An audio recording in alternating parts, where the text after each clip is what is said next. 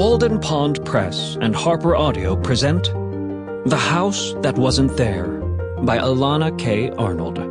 Performed by Ramon Ocampo.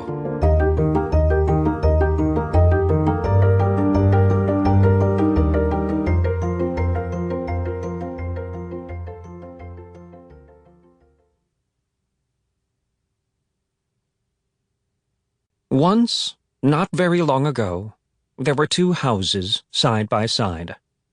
In one house lived a boy. In the other lived no one. But that, and everything else, was about to change. Let me tell you what happened. Chapter 1. The boy's name was Alder.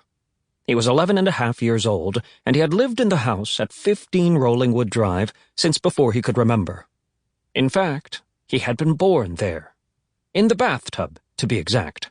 Something his mother liked to tell visitors to the home. Something that Alder had been proud of until about 2 years ago, when, suddenly, he was not. Once, there had been 3 people who lived together at 15 Rollingwood Drive.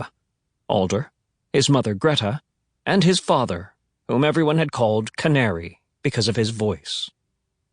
Alder had been just 3 years old when his father died, taken by a short, sudden illness. He had no memories of his father or his father's voice, except from the recordings he had left behind.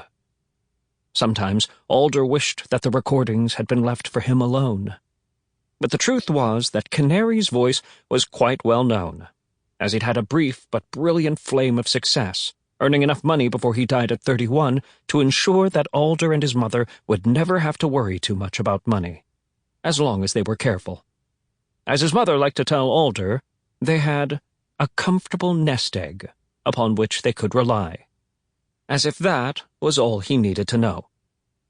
Sometimes, though, when Alder was entirely alone, and when the room was very dark, and when he was no longer awake, but also not yet quite asleep, he felt that he could remember something about his father. The smell of him. A sort of sharp burning, like a just-smoked cigarette mixed with a fresh scent of new-cut grass. Alder was not sure if that was a real memory. He could have asked his mother, for she was the kind of person who would tell him the truth, whether he liked it or not. But he never shared this scent memory with her, partly because it was the only thing he had of his father that he didn't have to share with anyone else, and partly because it might not be a real memory at all, a possibility Alder did not know if he could bear. The house at 15 Rollingwood Drive was small, but neat. The floors were wood, scratched in some places, sun-bleached in others, like under the wide front window, and in patches where light shone through glass arches in the green door. The furniture, most of it, had been in the house as long as Alder could remember. The pink velvet couch in the front room that slumped a bit in the middle, where it had been sat upon the most.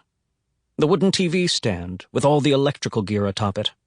The TV, of course, and the cable box, and Alder's gaming system, and various remote controls which Alder's mom called the clackers, even though they didn't clack. In the afternoons, the front room was kept cool by the wide green foliage of the walnut tree outside. Though it technically sat in the neighbor's yard, it leaned toward his, as if it wanted to be closer. It cast its helpful shadow onto Alder's house, and that shadow was a comfortably reliable presence, growing and shrinking as daylight waxed and waned. The fern that squatted and spread on the small round table next to the couch had lived there a long time too, but not as long as Alder and his mother. She had given him the fern 4.5 years ago for his 7th birthday, when Alder had gone through a short phase during which he considered a future career as a horticulturalist, after learning the term and thinking it sounded very important and interesting. After a few months, it had become clear that Alder was perhaps not horticulturally blessed, when his mother had to save the fern from a near death by thirst. She'd moved it then from his bedroom to the front room. Sample complete. Ready to continue?